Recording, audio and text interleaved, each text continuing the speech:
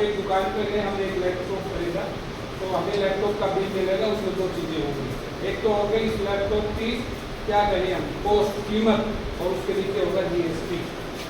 आपने टैक्स की पेमेंट कर दी, लेकिन किसको की? दुकानदार को, जो भी रिटेलर था या होलसेलर था। टैक्स की पेमेंट तो कर रहे हैं हम, सरकार को नहीं कर रहे, हम किसी रिटेलर या होलसेलर को कर रहे हैं। और वो जब अपना GST रिटर्न फाइल करेगा सरकार को, तब आपने जो टैक्स की पेमेंट की है तब वो सरकार के खाते में जाएगा। तो यहाँ जो माध्यम है, जो तरीका है टैक्स पेमेंट का, वो इनडायरेक्ट है, डायरेक्ट नहीं है, डायरेक्ट टैक्स। ठीक है जी। अब दूसरे में आ जाते हैं डायरेक्ट, प्रत्यक्ष टैक्स प्रणाली। जो हमारा इनकम टैक्स है वो प्रत्यक्ष टैक्स प्रणाली में आता है। हमारे सैलरी बिल से जब भी हम सैलरी बिल जनरेट करेंगे, जो भी हमने डिडक्शन इनकम टैक्स की अपने ई-बिलिंग सिस्टम में अपडेट की हुई है, 1000, 2000, 5000, 10,000, हमारे सैलरी बिल से डिडक्ट हो जाता है और सीधे कहाँ चला जाता है?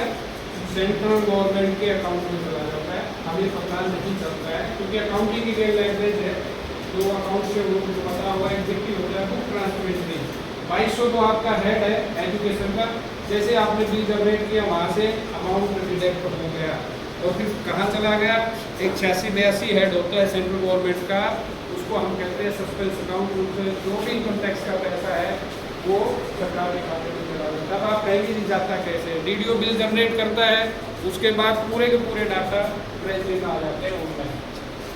उसके बाद क्या होता है? पूरा अकाउंटिंग होती है डे बाई डे की, बैंक ने कितनी पेमेंट की, और आज की डेट में बैंकों से सरकार ने वापस ले लिया पेमेंट का भी, क्योंकि कुछ परसेंटेज, जितना करोड़ अरब रुपए की पेमेंट कोई एक बैंक करता था, तो सर्टेन परसेंटेज, कुछ अमाउंट के ऊपर कुछ परसेंटेज